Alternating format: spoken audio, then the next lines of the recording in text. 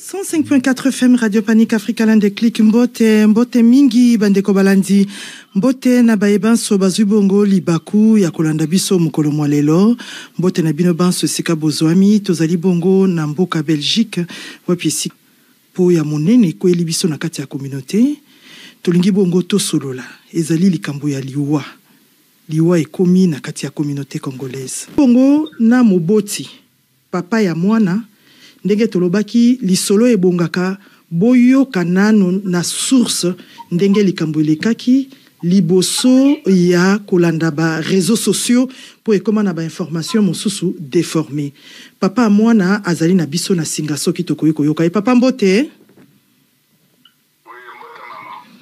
bandeko ba kolanda yo to sengi na yo nano olimbisa biso ezali tango ya pasi penza meloko ezali likambo moko eleki mingi na kati ya ba réseaux sociaux nde to sengi na yo soki okoki koyebisa biso d'abord ba condoléances nano ya biso Radio Panique Africa Landeclick ezali bongo papa Maker Putu Maker bato mingi ya Bruxelles ya Kalabaye bio yebisa biso mwana azalaka na poto akei kokufa na kisasa ndenge nini malobombo kayo.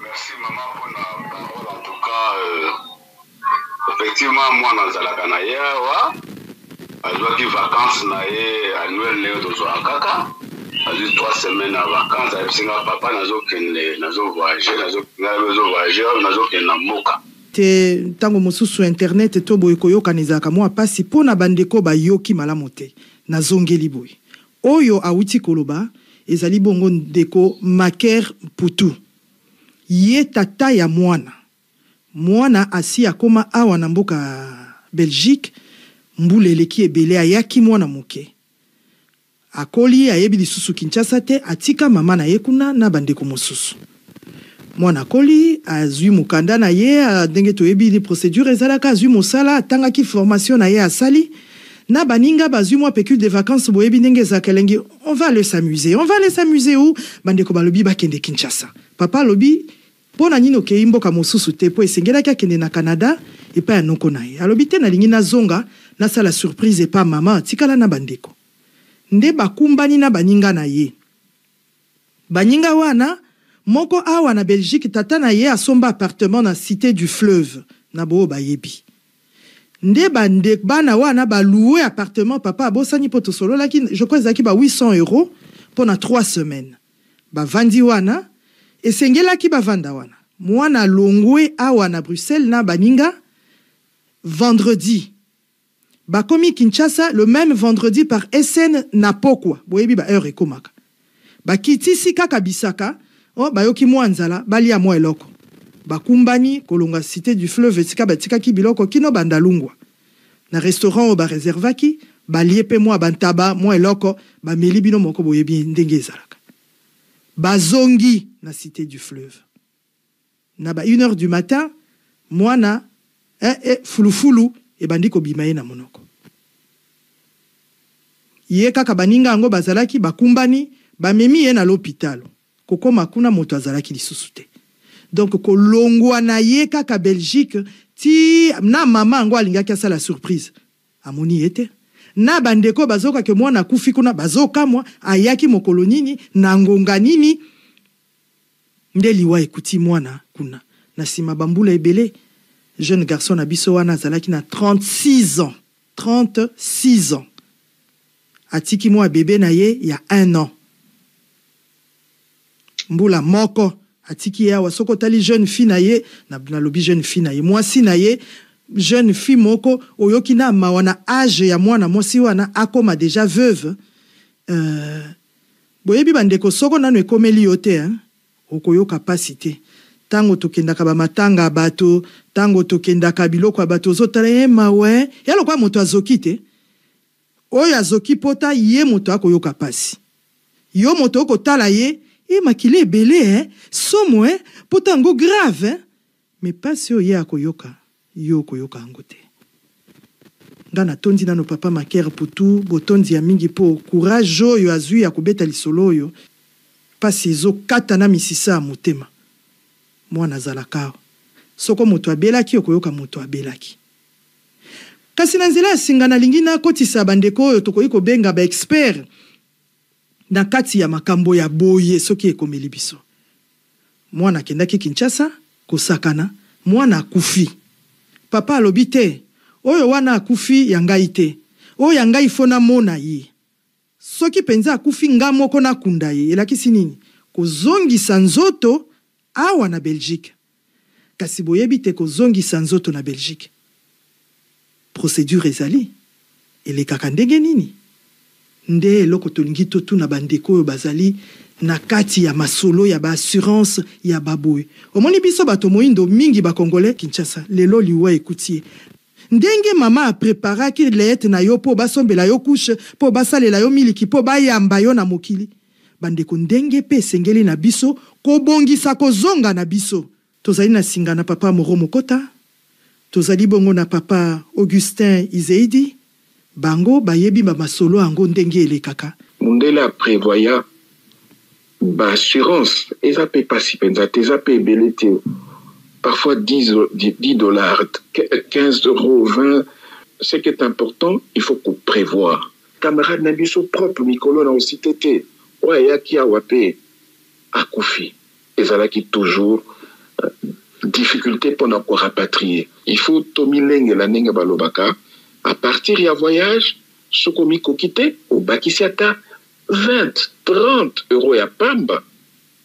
La structure nyon surtout écosala pour nous rapatrier et puis pour nous couvrir. On est nous ni solo liboso n'engana loba avant que papa Augustin reprendre. Donc en résumé, assurance, assurance, assurance. Et ça peut taloter au monde peut ba âge comment avancer nengi biso on cotisation chaque fois. Au salimo assurance, ceux qui m'bebaye famille no eza à l'aise. Papa Augustin, n'a pas su Maloba. Parce que Maloba, quand on accepte la vie, on accepte la mort également. Accident dans la voiture et kokoya dans n'importe quel moment. Et lorsque vous en avez assurance, vous vous protégez, yo, la famille na yo. Un jour ou l'autre, et koye la yo. Donc, vous vous protégez, famille nayo mobimba. Likambo d'assurance, eza likambo ya priorité. Ezali likambo ya priorité. Hospitalisation, assurance décès, Mamoussou Soubazouak, assurance pension. Tout ce secteur vie, voilà, est important. Il faut avoir assurance décès. Et ça, n'a pas clause particulière. Il faut talango na clause particulière, na ba clause générale. De bien voir que le rapatriement est indiqué. Mais il y a une chose qu'il faut savoir. Aux allants entre les deux, soit aux en vie, soit aux en décès. Un fait est certain, il faut choisir. Première chose, il faut besoin courtier namino. Courtier auquel aux en a confiance. Oyo, en ça la démarche, mieux surtout pour nayo. Ça c'est un. De deux, il faut prendre le temps. Il y a qu'autant contrat wana. Courtier, Aza conseiller nayo. Pour toute la famille de 5 personnes chez Dela. Donc, il y a 55 € par mois pour 5 personnes. Ils ont ébélé, 5 personnes ébélé, mais bon, on yango meyo ndeko wana loko bina tanga yote salamu makasi pona kotala ba close ndenge bandeko ba uti kolobawa 02 732 0450 nzana biso ya singa bandeko balandi lelo to sololi solo ya pasi na esengo pasi ezali pona mwana tiki biso 36 ans pe atiki bébé ya mbula moko ndenge na yebisi bino pasi makasi bandeko Naibite soko bozoyoko nazoyoka. Mwana ya 36 ans. Tata ya 36 ans. Naibite soko tolo bandenge nini abilité. Mwana sololi na tata na ye jeudi ya pamboli ye tambola nzela malambo. Vendredi na tongo mwana zui pepo. Akiti Kinshasa le même vendredi na pokwa. Hey, Mungu we. baye koyebiso mwana akufi. Okweya, otelema, ovanda, osikama. Papa Maker, tolobi courage penza. Boyo balingi kobenga Papa Maker putu Maker pona kokabula na ye. Pasi bokoki kobenga ye na 0488 13 85 49. 0488 13 85 49. Papa Maker Mputu. Matanga sikoyo ndenge ayebisi bino ekosala mabongo na boulevard Lambermont numéro 175 na Scarbeck. Tokabola mawa balobi tolela na wo bakolela. Papa Lazare Mbulu totondi yo botondi ya mingi na eliki ate ozala nzoto makasi.